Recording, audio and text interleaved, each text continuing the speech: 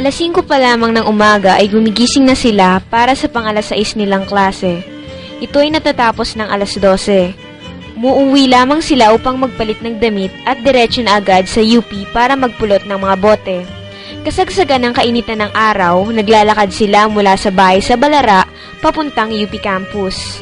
Minsa'y nakasuot ng tsinelas at minsan na may nakapaa.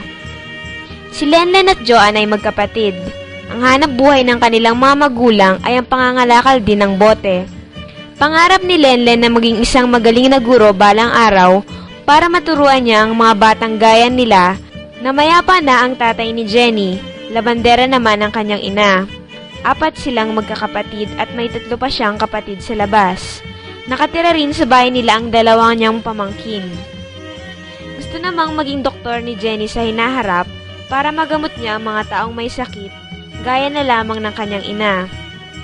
Ibinibigay nila ang lahat ng kanilang kinikita sa kanilang mga magulang. Ito ay nagsisilbing panustos sa kanilang baon at pambili rin ng mga pagkain. Kahit pagod na sa pangangalakal, may panahon pa rin silang mag-aral. Tumulong sa gawaing bahay at panoorin ng mga paborito nilang telenovela.